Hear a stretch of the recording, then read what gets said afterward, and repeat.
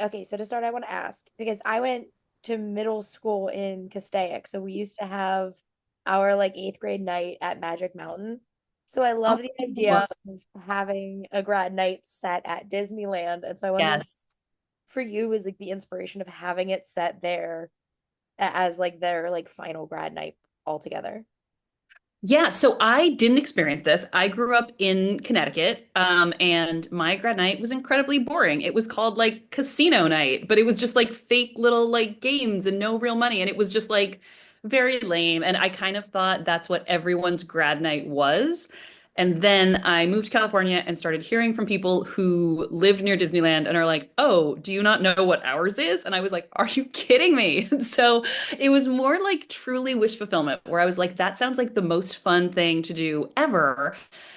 And amazingly, to research this book, I was able to go to grad night twice. I went 2 years in a row. And I was, like I had like my chaperone bracelet on, and I was with my editor and to do because I really felt like I needed to go there to really do the research and get it done properly. And I had so much fun, but I was like, if I was 17 right now with all my friends getting to run around Disney, like, it was just like I had fun as a grown up, but like I couldn't even imagine how much fun it would be if this was like your last night with your friends.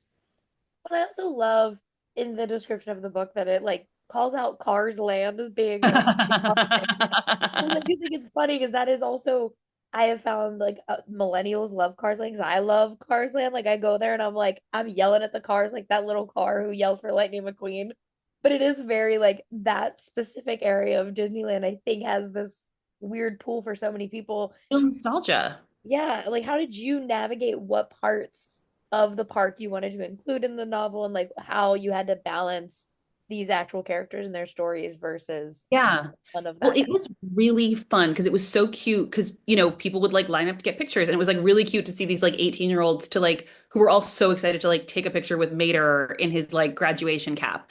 And like it was like, oh right, like Pixar was their childhood in a way that it wasn't with mine. Like I was just older and I loved the Pixar movies, but it wasn't like Little Mermaid and like Beauty and the Beast were like my movies. You know what I mean? And so it was just like it was so fun to see these people who'd like grown up with this stuff now getting to like experience out of their credit. And they were most of the kids were so like genuine and authentic about it and just so excited. It was so exciting. They were like excited to take pictures with like Mickey or whoever. And so like I feel like it was definitely a struggle to balance. You don't want to completely overload too many details and like now we're walking here and now we're walking there. But like that's why I went twice and I spent a lot of times looking at maps because like a lot of people go to Disney a lot and know the park really well. And like, I don't know if this has ever happened to you when you're reading a book where someone gets something wrong and it like, I don't trust the author anymore. Like even unconsciously, I'm like, you don't know this and you didn't check it. And so I don't like fully believe you as much. So I wanted to make sure I got the geography right. I got, which streets lead to which streets where you would see what.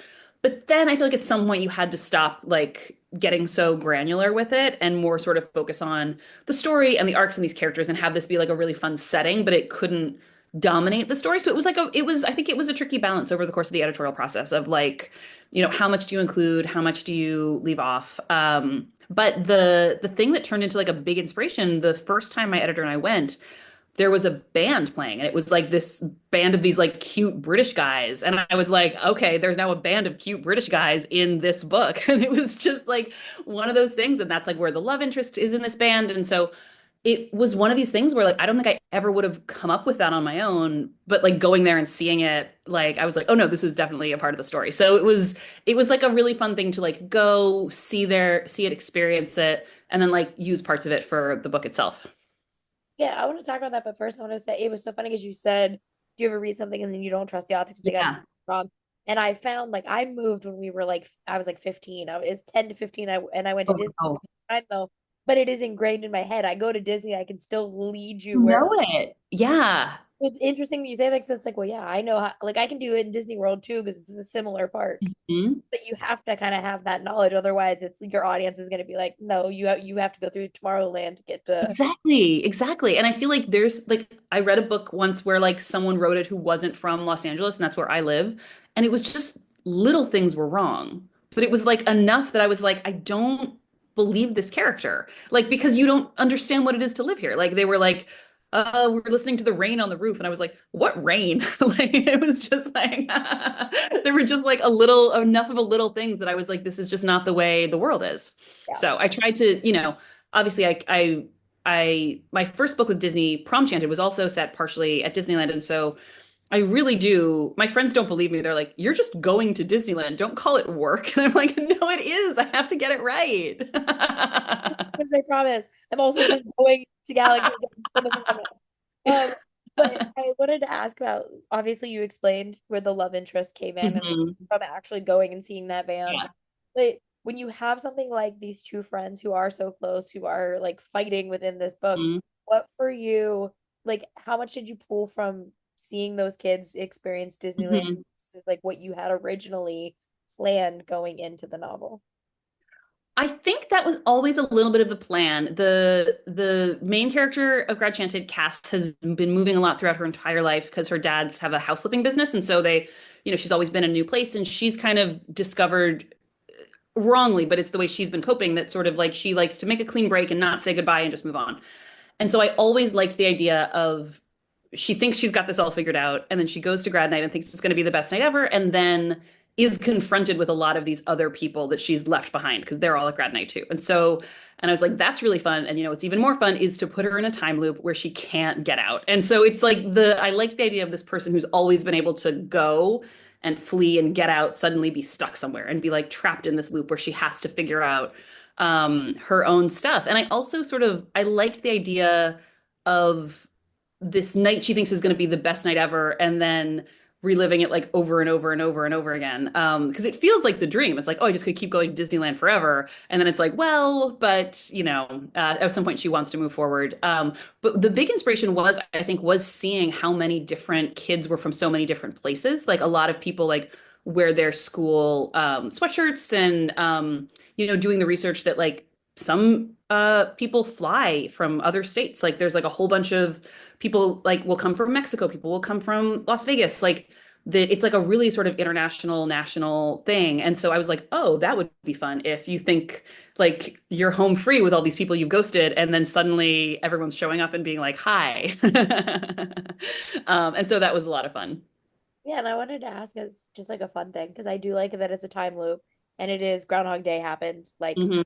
3 days ago or whatever it was. Yeah. Yeah, exactly. Like you said, it would in theory be fun to be Hmm. stuck in a time loop where you're in Disneyland every single day.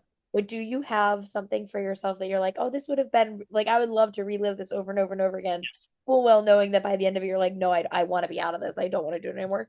Well, that's the thing. I feel like no matter, even if you have the best day ever, if you're doing it a million times, and I feel like that's like the fun part of this is always in the beginning. She's like, yeah, we're gonna go on the rides and we're gonna do this and I'm gonna eat the stuff. And then it seems great. And then it's sort of like, yeah, at some point you want your life to move forward. And the thing that Cass really finds is that, especially with Freddie, this guy she starts to have a crush on, is that they have this amazing date and then he doesn't remember her. And it's sort of just like she starts to get to know him really well, but he's always just this person that he just met. And so it's that sense of like, but this is never gonna like move forward at all. And so like that was fun to play with. And I also like I feel like there's a fun element of like being in the place that's like the best place ever, but you're like having a terrible night, I think is really fun because like the first night cat like everything goes wrong and people are really mad at her. And so I feel like she's even like, wait, I'm in the happiest place on earth. Like what's happening? I shouldn't be having a bad night here. And so I feel like the contrast of like where everyone's like having so much fun versus like you're having a terrible night, I always think is interesting. Like one of my friends in high school got like broken up with like at a party and it's like everyone was having such a good time and she's like in the corner and it was just like it's always that contrast of like when everyone's like yeah and she's like this is the worst night of my life. But it's always so funny because it's the happiest place on earth, but you always see families fighting Oh at yeah. every turn of Disney, and you're like, yeah, Kids happiest. melting down, weeping hysterically. And that was what was so fun about being there at grad night is it's just teenagers and some chaperones. There's no strollers, there's no parent. Like it was just like it was like, oh, this is really fun. I would have loved this when I was 17. Like you get the run of the park and it's all people your age. Like, and so I was like, oh, this would be like obviously this is a fun place to set a novel, like where it's like, oh, there's a cute guy and he's my same age, and like, and so it was, yeah, so it is, but it is true. It's like I feel like every time I'm at Disneyland, it's like there's some child just like weeping hysterically. It's like you're at Disneyland, buddy. It's okay. Well, yeah. And the last question I want to ask is like you, like Little Mermaid and Beauty and the Beast are my favorites. Yes. I love The Lion King. Like I grew up watching all of those movies. But it is nice to continue to see not only people who love those movies now getting to write for Disney, but also just the shift, like you said, like now all these kids who grew up in Pixar are like, Totally. I love Cars Land. For you, how has it felt getting to write for something that is in the Disney canon and getting Yeah. to explore Disneyland and this kind of world that we've all fallen in love with in that way? It's been really fun. The first Prom Chanted deals with the character going into Sleeping Beauty. And I think it was that was actually helpful because Sleeping Beauty was never my movie. Like I liked it, but it was, I mean, it's some people it's their movie. And it's like it was never mine. That was like really Beauty and the Beast for me. But and so I feel like that helped. I feel like I would have been almost too intimidated if it was like Little Mermaid or Beauty and the Beast, just because like I know every moment. I know them so well. Like I, you know what I mean? Where it's just like I almost wouldn't have wanted to touch it. And so I think it helped that I really always liked Sleeping Beauty, but I wasn't, and especially over the course of writing that book and watching it more and more. And now I really love it. But I think that helped a little bit that I wasn't quite as intimidated. Um, and then it was really fun with Gradchanted because I loved doing the Sleeping Beauty story for Prom Chanted.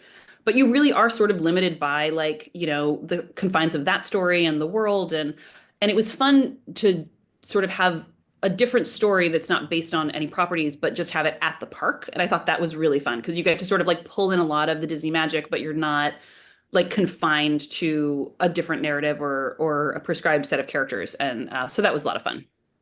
Well, I can't wait for everyone to get to read the book, and thank you so much for talking with me today. I really appreciate it. Thank you so much. I really appreciate it. Great one.